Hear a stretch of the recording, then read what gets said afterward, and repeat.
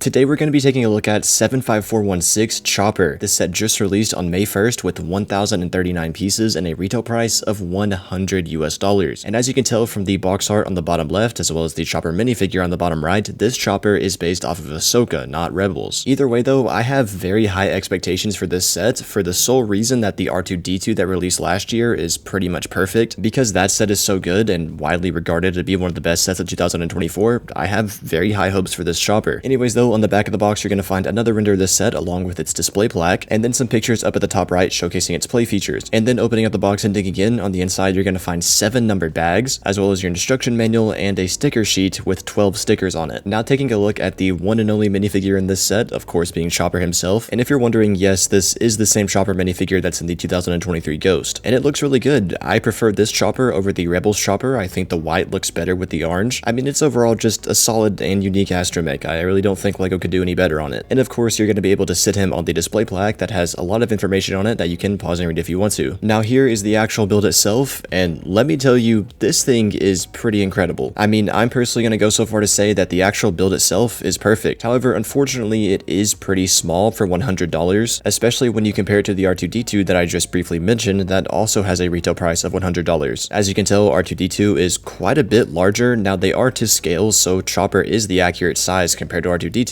which is great. I love that LEGO's doing that. The scaling is awesome because it makes them really nice for display. However, since Chopper is clearly a bit smaller and this R2-D2 is still on shelves for the same retail price, it just kind of makes you wonder that, you know, maybe this Chopper could have been about $10 or $15 cheaper, which I honestly think is kind of disappointing. I mean, like I said, I think the build itself is gorgeous. It's pretty much perfect, but the price is kind of hindering it. But retail price aside, actually diving into the play features of this model, on the top, you're going to notice these 2 arms that you can move and pose however you want to. There's multiple joints that they bend on, and you can kind of twist them and turn them and pose them however. And then of course, if you don't want them there, they can very easily pop off. The head itself is also designed very well with the 3 eyes as well as a little sticker on the front. And of course, you can spin it all the way around. It's got great shaping and detail all over. He's also got his little antenna or radar dish on the top that you can move back and forth. And then the main play feature with the head is that it could actually wobble side to side. And there's this little lever on the back here that you can move up and down to, you know, wobble the head back and forth. And I think this is awesome because we see Chopper do this a lot in Rebels where he kind of bobbles his head back and forth. And it's kind of ingenious that they were able to include this as a feature. Anyways though, as you might have noticed earlier, there is some very minimal detailing on the back, along with some detail on the back of his legs as well as the back of his feet with like some wires going in and out and stuff like that. And then the sides of his legs and feet look good too. However, as you can see on the sides of his feet, there are these 2 stickers here that are very atrociously off color. I mean, on each foot, it's pretty clear that the gray of the stickers is not the same shade of gray as the gray on the pieces. So because of that, I think it's pretty obvious that these should have been printed. Now, as for posing his legs goes, I mean, they got this down pretty much perfectly. As you can see, you can move him all the way forward and he rests on his, you know, middle leg with his wheel. And again, this looks perfect. This is exactly how he looks in Rebels. They nailed it here. Or if you want to, you can very easily pop off this leg in the middle and then stand his leg straight up and sit him like this. The front chest area is where you're going to find the most amount of detail. As you can see, there's a lot going on here, like wires and stickers, and it all looks really good and works well together. And unlike the gray stickers on the side of his feet, these white stickers on his chest actually come pretty close to matching the shade of white on the bricks. Now, it's not perfect, but it's definitely not as bad as the ones on the side of his feet. And of course, as you'd expect, there's a few movable parts in this area, like his main arm that can fold out from the front, as well as this piece down here at the bottom that can fold downwards. Now, like I've said over and over again, this set is near perfect. The only real complaint I have about the build itself are just those stickers on the side of his feet because I think they should be printed. The rest, however, looks really good. I mean, LEGO blew it out of the water with this build. And honestly, I'm gonna go so far to say this is the best buildable droid LEGO has made so far. However, again, I don't like those stickers on the side of the feet, and like I mentioned earlier, it is overpriced. I mean, I really wish this set was $90 and not $100, and as bad as I want to give this set a 10 out of 10, I obviously just can't do that. So because of that, I'm feeling a solid 9.3 out of 10. Let me know what you guys think about it down in the comments below. If you're new, please consider subscribing, and if you want to check out more videos, you see on the screen right now.